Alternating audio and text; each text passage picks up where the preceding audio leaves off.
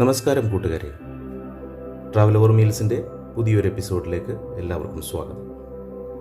ഇന്ന് തികച്ചും വ്യത്യസ്തമായ ഒരു റെസിപ്പിയുമാണ് ഞാൻ നിങ്ങളുടെ മുമ്പിലേക്ക് എത്തുന്നത്. അയല തേങ്ങ ഇട്ട് വറുത്തത്, അതായത് ഒരു തെക്കൻ സ്റ്റൈലിൽ റെസിപ്പിയാണ്. അതിനാവശ്യമായി ഞാൻ എടുത്തിരിക്കുന്നത് മീഡിയം സൈസിലുള്ള ഒരു 3 അയല നല്ലപോലെ വൃത്തിയാക്കി വരഞ്ഞ് വെച്ചിട്ടുണ്ട്. പിന്നീട് ജിഞ്ചർ ഗാർലിക് പേസ്റ്റ്, മഞ്ഞൾപ്പൊടി, കുരുമുളക് പൊടി, കാശ്മീരി ചില്ലി പൗഡറാണ് എടുത്തിരിക്കുന്നത്, ജീരകം, 4 ചുവന്നുള്ളി, നാരങ്ങ, അത് നീരിനാവശ്യമായ നാരങ്ങ, ഒരു 3 അല്ലി വെളുത്തുള്ളി, കറിവേപ്പില ചോപ്പ് ചെയ്ത് അതും വെച്ചിട്ടുണ്ട്. ഉപ്പ് ആവശ്യത്തിന്, 1 കപ്പ് തേങ്ങ ചിരവിയത്, grated coconut, 1/2 teaspoon cornflour, 1 tablespoon അരിപ്പൊടി. ഇത്രയും സാധനങ്ങളാണ് നമുക്കിതിനാവശ്യം. അതുപോലെ തന്നെ ഇതിൻ്റെ മാരിനേഷൻ 2 മാരിനേഷനാണ്. 2 മാരിനേഷനും പിന്നീട് ഫ്രൈ ചെയ്യുമ്പോൾ നമ്മളൊരു ഷാലോ ഫ്രൈയും പിന്നീട് നമ്മളൊരു ഡ്രൈ മസാല ഫ്രൈയുമാണ് ഇതിന് ചെയ്യുന്നത്. അപ്പം 4 മെത്തേഡായിട്ടാണ് കുക്കിംഗ് പോകുന്നത്. അതുകൊണ്ട് ആദ്യാവസാനം നിങ്ങൾ കാണണം. അപ്പോൾ നമ്മൾ ഫസ്റ്റ് മാരിനേഷനിലേക്ക് കിടക്കുകയാണ്. അതിന് നമ്മൾക്ക് ആവശ്യം 1/2 ടീസ്പൂൺ മഞ്ഞൾപ്പൊടി,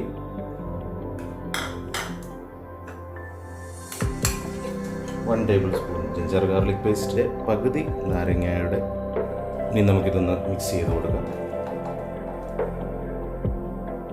അതിലേക്ക് ഒരല്പം ശകലം മതി, ശകലം കൂടെ അതിനുശേഷം അതിലെടുത്ത് നമ്മളുടെ ഫസ്റ്റ് മാരിനേഷൻ നമുക്കതിലേക്ക് അപ്ലൈ ചെയ്ത് കൊടുക്കാം. ജിഞ്ചർ ഗാർലിക് പേസ്റ്റ്, ഉപ്പ്, മഞ്ഞൾപ്പൊടി, നാരങ്ങ നീര്. അപ്പോൾ ഫസ്റ്റ് മാരിനേഷൻ നമുക്കൊന്ന് അപ്ലൈ ചെയ്ത് കൊടുക്കാം. നല്ലതായിട്ട് വരഞ്ഞെടുക്കണം. വരഞ്ഞെടുത്തെങ്കിലേ നമ്മുടെ ഓരോ മാരിനേഷനും മസാലകളും അതിനുള്ളിലേക്ക് കിടക്കും. അപ്പോൾ നമ്മളുടെ 3 മീൻ നമ്മൾ ഫസ്റ്റ് മാരിനേഷൻ ചെയ്ത് വെച്ച് കഴിഞ്ഞിട്ടുണ്ട്. ഇനി സെക്കൻഡ് മാരിനേഷനാണ്. അത്രയും സമയം ഈ മീൻ ഒന്ന് മാറ്റി വെക്കാം. നമ്മൾ സെക്കൻഡ് മാരിനേഷനിലേക്ക് കിടക്കുകയാണ്. അതിന് നമ്മൾക്ക് ആവശ്യം 1.5 ടേബിൾ സ്പൂൺ കാശ്മീരി ചില്ലി പൗഡറാണ്, 1/2 ടേബിൾ സ്പൂൺ കുരുമുളക് പൊടി, ബ്ലാക്ക് പെപ്പർ പൗഡർ, നമ്മൾ 1/2 teaspoon cornflour, 1 tablespoon rice powder, 1 tablespoon rice പൗഡറും ചേർത്ത് കൊടുക്കുകയാണ്. ഇതിലേക്ക് നമ്മൾ നാരങ്ങയുടെ നീരൂടെ ചേർത്ത് കൊടുക്കുകയാണ്. അതും 1 ടേബിൾ സ്പൂൺ കണക്കാക്കി നമ്മൾ ചേർത്ത് കൊടുക്കുകയാണ്. അതിലേക്ക് നമ്മൾ ചോപ്പ് ചെയ്ത് വെച്ചിരിക്കുന്ന കറി ലീവ്സിൻ്റെ പകുതി നമ്മൾ ഇട്ട് കൊടുക്കുന്നു. ഇനി നമുക്കിതൊന്ന് മിക്സ് ചെയ്യാം. ഇത് പൊടികളെല്ലാം കൂടെ ആയതുകൊണ്ട് നമുക്ക് ഇച്ചിരി വെള്ളം ചേർത്ത് കൊടുക്കണം. ആദ്യം കൈ കൊണ്ട് നല്ലതായി പൊടികളെല്ലാം ഒന്ന് മിക്സ് ചെയ്ത് കൊടുത്തതിന് ശേഷം നമുക്ക് അല്പം വെള്ളം ഒഴിച്ച് കൊടുക്കാം. ഒരു ശകലം മതി, ഒരു 2 ടേബിൾ സ്പൂൺ, 1.5 ടേബിൾ സ്പൂണോളം വെള്ളം ഇപ്പം ഞാൻ ചേർത്ത് കൊടുത്തിട്ടുണ്ട്. നോക്കിയിട്ട് നമുക്ക് കൺസിസ്റ്റൻസി നോക്കി നമുക്ക് വീണ്ടും ചേർത്ത് കൊടുക്കാം. ഇപ്പം കൂടെ ആവശ്യമാണ്.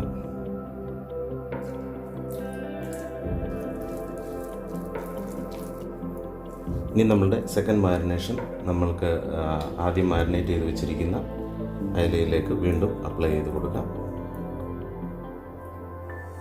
ഇതിച്ചിരി നല്ല കട്ടിക്ക് തന്നെ അപ്ലൈ ചെയ്ത് കൊടുക്കണം. കാരണം നമ്മൾ വറുത്തെടുക്കുമ്പോൾ നമുക്ക് മസാലകളിൽ കിട്ടണം. അതുപോലെ നമ്മൾ ഓരോ വരയിലും ഇങ്ങനെ കൈകൊണ്ട് മസാല ഇറക്കി തന്നെ കൊടുക്കണം.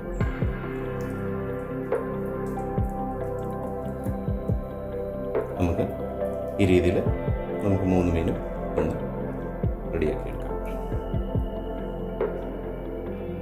അങ്ങനെ നമ്മുടെ സെക്കൻഡ് സ്റ്റേജ് മാരിനേഷൻ കംപ്ലീറ്റ് ആയിട്ടുണ്ട്. നമുക്ക് ഇനി ഒരു 1/2 മണിക്കൂർ നേരം മീൻ ഒന്ന് റെസ്റ്റ് ചെയ്യാൻ വെക്കാം. മസാലയൊക്കെ നല്ലതായിട്ട് അതിലൊന്ന് പിടിച്ചു വരണം. അതുകൊണ്ട് ഒരു 1/2 മണിക്കൂർ നേരം നമുക്ക് നമ്മുടെ അയല ഒന്ന് റെസ്റ്റ് ചെയ്ത് വെക്കാം. അപ്പോൾ നമ്മളുടെ 3rd സ്റ്റേജ് ആരംഭിക്കുകയാണ്. ഇത് ഡ്രൈ മസാലയ്ക്കുള്ള കൂട്ടാണ്. അതിന് നമ്മൾക്ക് ആവശ്യമുള്ളത് നമ്മൾ ആദ്യം തന്നെ എടുത്തു വെച്ചിട്ടുണ്ട്. Grated coconut powder, Kashmiri chilli powder, salt, shallots, garlic, chopped curry leaves and fennels. അപ്പം നമുക്ക് ഫെനൽ സീഡ് ആവശ്യത്തിന് ഇട്ട് കൊടുക്കാം. ചിലർക്ക് ഇതിൻ്റെ ടേസ്റ്റ് ഇഷ്ടമാണോ എന്നെനിക്കറിയില്ല. ഏതായാലും നമുക്കൊരു മിക്സിയുടെ ജാറിലേക്ക് നമ്മളൊരു ശകലം പോലും വെള്ളം ചേർക്കാതെ വേണം ഇത് അരച്ചെടുക്കാൻ നമുക്കിതൊരു മിക്സിയുടെ ജാറിലേക്ക് മാറ്റാം. 1/2 കപ്പ് ഗ്രേറ്റഡ് കോക്കനട്ട്. ഇതിലേക്ക് ഒരു 1.25 ടേബിൾ സ്പൂൺ, 1.25 കളറ് കിട്ടും. ഇച്ചിരി എരി കൂടുതൽ ആവശ്യമുള്ളവർ കൂടുതലിട്ട് കൊടുക്കാം. 1.25 table spoon Kashmiri chilli powder.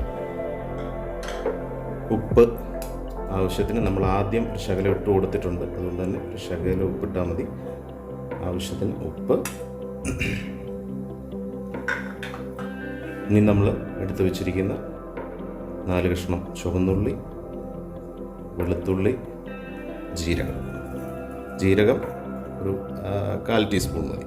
1/4 teaspoon ജീരകം ഇട്ട് കൊടുത്ത് നമുക്കിതൊന്ന് അരച്ചെടുക്കാം. ഒരു ശകലം പോലും വെള്ളം ചേർക്കാതെ വേണം അരച്ചെടുക്കാൻ. അപ്പോൾ നമ്മൾ വെള്ളം ചേർക്കാതെ നമ്മളുടെ ഡ്രൈ മസാലയ്ക്കുള്ള ആവശ്യമായ സാധനങ്ങൾ തേങ്ങ അരച്ചെടുത്തിട്ടുണ്ട്. നിങ്ങൾ കാണാം, നമ്മൾ സമന്തി വീട്ടിൽ അരച്ചെടുക്കുന്ന അത്രയും തീർത്തുള്ള കൺസിസ്റ്റൻസി ആവണ്ട. അതിൻ്റെ ഒരു ശകലം ഇത് മതി. ഒരല്പം തരിയായിട്ട് ഇങ്ങനെ നിൽക്കണം. തരി ടൈപ്പിൽ നമ്മളതൊന്ന് അരച്ചെടുക്കണം. അതായത് നമ്മൾ പൗസ് ബട്ടണിലിട്ട് ചെയ്താൽ മതി. മിക്സിയിൽ അരച്ചെടുക്കുമ്പോൾ 1 2 ഇട്ട് കൂടുതൽ അടിച്ചു കഴിഞ്ഞാൽ അത് അരഞ്ഞു പോകും തീർത്ത്. അതുകൊണ്ട് നമ്മൾ പൗസ് ബട്ടണിൽ ഒന്ന് 2 3 പ്രാവശ്യം ഒന്ന് ചെയ്യുമ്പോൾ നമുക്ക് ഈ രീതിയിൽ തന്നെ ഇത് കിട്ടും. അപ്പം നമുക്കിത് ഒരു സൈഡിലേക്ക് വെച്ച് നമ്മൾ മാരിനേറ്റ് ചെയ്ത് വെച്ചിരിക്കുന്ന മീനെടുത്ത് നമുക്കൊന്ന് ഫ്രൈ ചെയ്യാൻ വെക്കാം. അതിനായി നമുക്ക് ഗ്യാസ് കത്തിച്ച് ഒരു പാൻ വെച്ച് അതിലേക്ക് ആവശ്യത്തിന് വെളിച്ചെണ്ണ ഒഴിച്ചു കൊടുക്കാം. വെളിച്ചെണ്ണ ചൂടായി വന്നിട്ടുണ്ട്. അപ്പോൾ നമുക്കതിലേക്ക് ഒരല്പം കറിവേപ്പില ഒന്ന് ഇട്ട് കൊടുക്കാം. കാരണം കറിവേപ്പില ഇട്ട് കൊടുക്കുന്നത് മീൻ വറക്കുമ്പോൾ അത് അടിയിൽ പിടിക്കാതെ ഇരിക്കാനും നമുക്ക് ഉപകരിക്കുന്നതാണ്. അതുകൊണ്ട് ഒരല്പം കറിവേപ്പില ഒന്ന് ഇട്ട് കൊടുക്കാം. ഇനി നമ്മൾ മാരിനേറ്റ് ചെയ്ത് വെച്ചിരിക്കുന്ന നമ്മുടെ ഫിഷ് അതിലേക്ക് കൊടുക്കാം.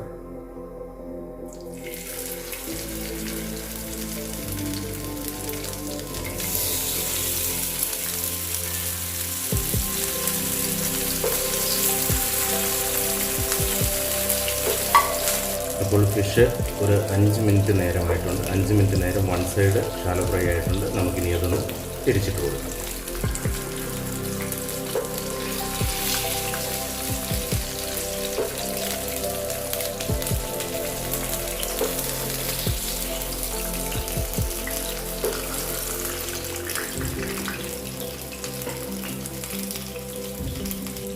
നമ്മൾ ഫിഷ് ഒരു മീഡിയം ഫ്ലെയിമിലിട്ടിട്ടാണ് ഇപ്പോൾ ഫ്രൈ ചെയ്തെടുക്കുന്നത്. അപ്പോൾ ഒരു വൺ സൈഡായി നമ്മൾ തിരിച്ചിട്ടു. അപ്പം അല്പനേരം കൂടെ അത് ഡീപ്പ് ഫ്രൈ ആവശ്യമുള്ളവർക്ക് നല്ലതായിട്ട് ഫ്രൈ ചെയ്തെടുക്കാം. അല്ല ഇച്ചിരി ദശ ലൂസായി നിൽക്കുന്ന രീതിയിൽ നമ്മൾക്ക് ആവശ്യമുള്ളവരാണെങ്കിൽ ആ രീതിയിൽ തന്നെ അത് എടുക്കണം. ചിലർക്ക് നല്ല മൊരിഞ്ഞ മീനാണ് ഇഷ്ടം. നമ്മളിപ്പോൾ എടുക്കുന്നതിൽ ഏറ്റവും മൊരിഞ്ഞ് കിട്ടുന്നതാണ് അതിൻ്റെ ഒരു നല്ലത്. അതായത് പുറം നല്ലപോലെ മൊരിഞ്ഞ് അകത്ത് ഫ്രഷ് നല്ല സോഫ്റ്റായിട്ടും കിട്ടും. അപ്പോൾ ആ ഒരു രീതിയിൽ നമുക്കിത് ഫ്രൈ ചെയ്തെടുക്കാം. അപ്പോൾ നമ്മളുടെ മീൻ അയല നല്ലപോലെ ഫ്രൈ ആയി വന്നിട്ടുണ്ട്. നമുക്കിനി ഒരു പ്ലേറ്റിലേക്ക് മാറ്റാം. തീയെ കുറച്ച് വെച്ച് തീ ഓഫ് ചെയ്യേണ്ട. നമുക്ക് ഇനി ഈ മീൻ വറുത്ത വെളിച്ചെണ്ണ തന്നെ നമുക്ക് അടുത്ത മെത്തേഡിന് ആവശ്യം. അപ്പോൾ നമുക്ക് മീൻ ഒരു പ്ലേറ്റിലേക്ക് മാറ്റി വെക്കാം. ഇനി നമ്മൾ അരച്ച് വെച്ചിരിക്കുന്ന തേങ്ങ ഈ ബാക്കിയുള്ള വെളിച്ചെണ്ണയിലേക്ക്, മീൻ വറുത്ത വെളിച്ചെണ്ണ തന്നെയാണ്, അതിലേക്ക് തന്നെ നമുക്ക് ഇട്ട് കൊടുക്കാം.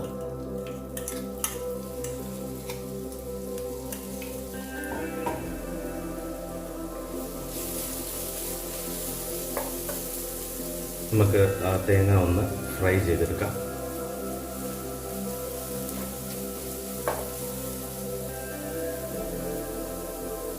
അത് ഒന്ന് ആയി വരുമ്പോഴത്തേക്കിന് നമ്മൾ അരിഞ്ഞു വെച്ചിരിക്കുന്ന കറിവേപ്പിലയോട് നമുക്ക് ചേർത്ത് കൊടുക്കാം.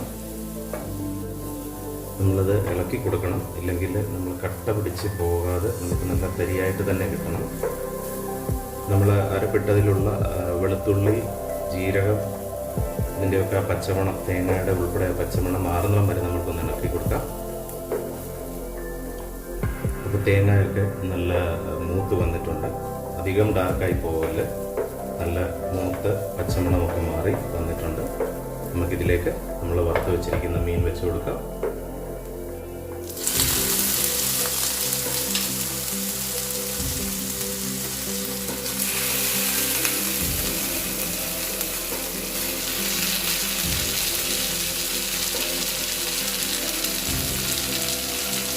നമ്മൾ ഇനി നമ്മുടെ ഈ സൈഡിലുള്ള തേങ്ങയൊക്കെ നമുക്ക് മീനിൻ്റെ മുകളിലേക്ക് ഒന്ന് പൊതിഞ്ഞ് കൊടുക്കാം.